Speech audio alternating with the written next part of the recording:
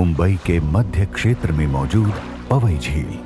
मुंबई के एक बहुत बड़ी आबादी की लाइफलाइन के नाम से यह झील जानी जाती है, क्योंकि इस झील का मीठा पानी मुंबई की उस आबादी के पीने के काम आता है और इस झील के पानी को पीने लायक बनाता है इस झील के किनारे पर बना हुआ वाटर प्यूरिफायर ट्रीटमेंट प्लांट। यही प्लांट इस समय Z+ सुरक्षा प्रणाली से घिरा हुआ है।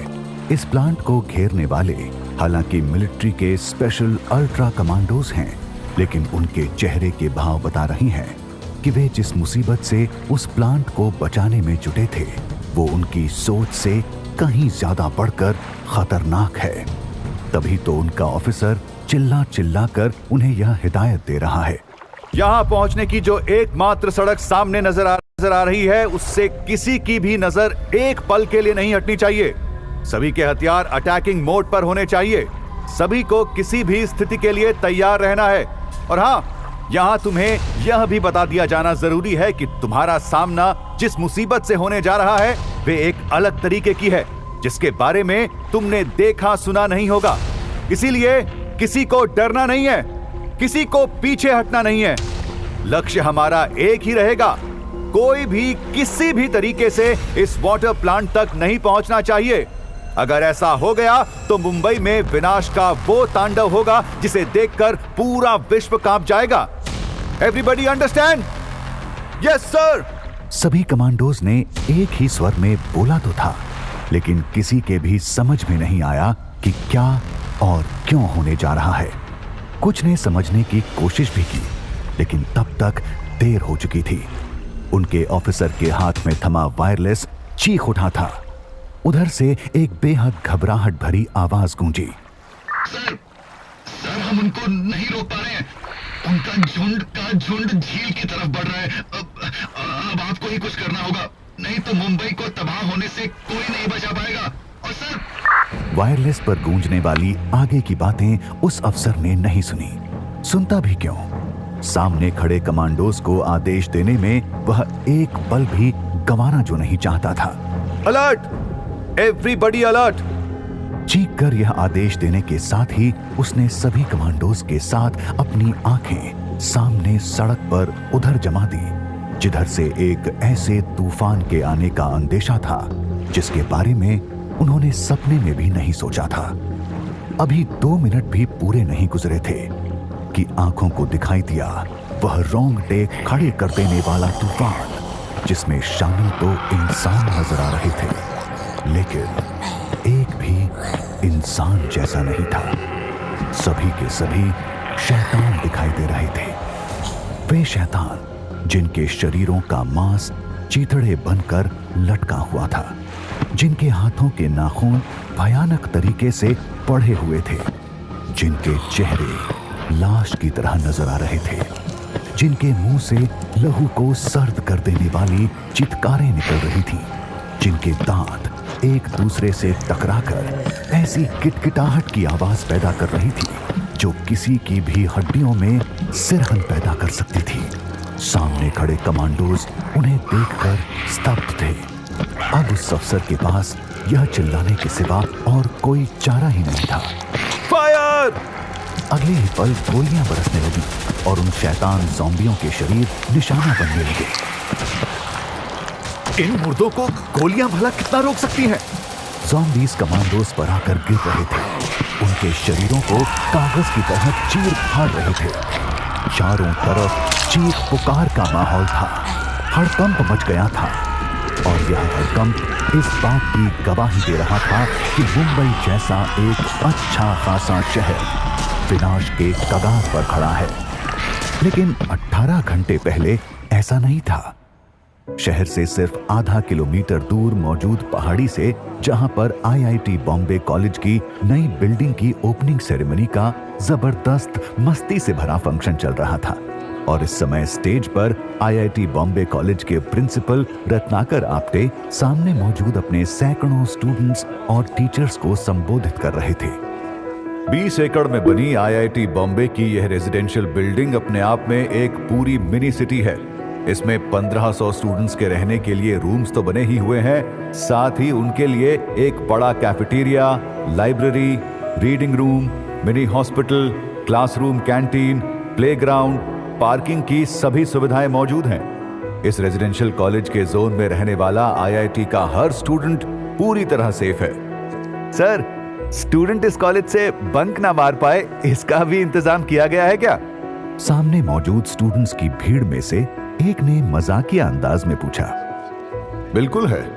इस कॉलेज की 4 दीवारियां किसी किले की मोटी मोटी दीवारों जैसी बनी हुई हैं, जिनकी ऊंचाई 8 फुट तक है और उसके बाद भी उन पर कंटीली तारों की फेंसिंग की गई है। इसी के साथ इस कॉलेज में दाखिल होने वाले एकमात्र एंट्रेंस गेट को पूरी तरीके से कंप्यूटराइज्ड बनाया गया है। वह अंदर से और बाहर से तभी खुलेगा जब इस कॉलेज की फैकल्टी या स्टूडेंट अपना वो आई कार्ड उसके स्कैनर से टच करेंगे, जो पूरी तरीके से बायोमेट्रिक सिस्टम से बना हुआ है। इसीलिए no bunk, only discipline, only study. पर चिंता मत करो, आप यहाँ कॉलेज में हो, किसी जेल में नहीं, इसलिए यहाँ खूब पढ़ाई भी होगी और खूब मस्ती भी, जिसकी शुरुआत शेक्सपियर के फेमस ड्रामे रोमियो जूलियट से होने वाली है।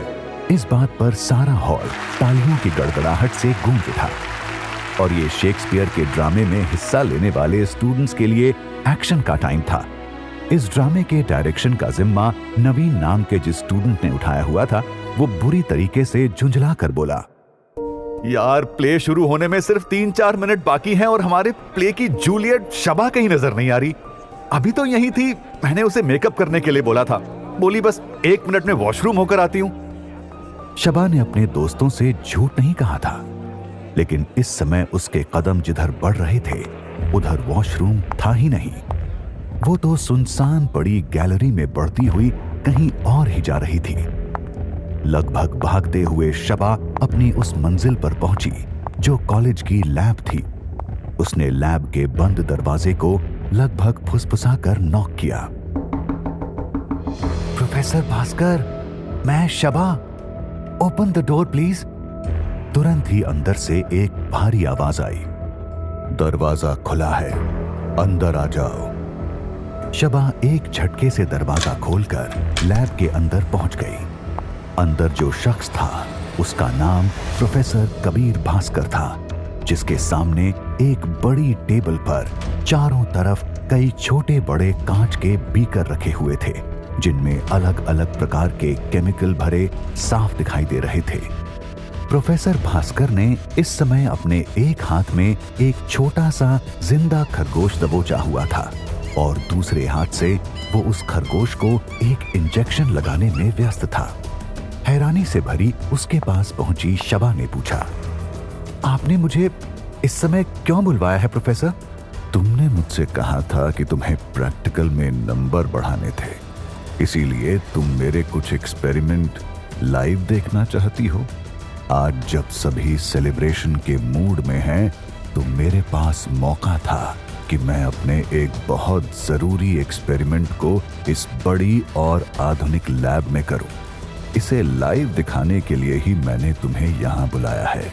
सर, लेकिन आप ये क्या कर रहे हैं? ये आपका कैसा एक्सपेरिमेंट है? बताऊंगा। वैसे मैंने सुना है तुम्हें खरगोशों से खेलना बहुत अच्छा लगता है। क्या तुम इस प्यारे खरगोश से नहीं खेलोगी? प्रोफेसर भास्कर ने अपने हाथ में थमे उस खरगोश को शबा के हाथों में रख दिया। खरगोश को थामते हुए शबा बुरी तरीके से हड़बड़ाई। सर, उधर प्ले शुरू होने वाला है, मैं इस खरगोश से बाद में। अरे, बोलते बोलते शबा की नजर अचानक अपने हाथ में थमे खरगोश पर पड़ी। सर, ये खरगोश है तो बहुत प्यारा, लेकिन उसके चेहरे पर अजीब से भाव मौजूद हैं। इसकी आंखों को देखकर ऐसा लग रहा है कि ये धीरे धीरे हिंसक होता जा रहा है। शबा की बात सुनकर प्रोफेसर भास्कर की आंखों में अजीब सी चमक उभर आई। मुझे तो ऐसा कुछ नहीं लग रहा। आपको नहीं लग रहा, लेकिन बात यही है सर। देखिए इसकी आंखें और इसके दांत। बस इतना ही बोल पाई शबा, क्योंकि अगले ही पल हिंसक हो उठे उस खरगोश ने अपने पैने दांत शबा की कलाई में गड़ा दिए। दर्द की एक तेज लहर शबा के शरीर में दौड़ गई और उसके हलक से एक जोरदार चीख निकल पड़ी जो दर्द की अधिकता से धीरे धीरे तेज होती चली गई। लेकिन शबा के हलक से निकलने वाली वे चीखें कॉलेज में होते फंक्शन के स्पीकर्स की तेज आवाजों में गुम होकर रह गई। आप सुन रहे हैं कुकू एफएम। कहानी का नाम है IIT ज़ॉम्बे।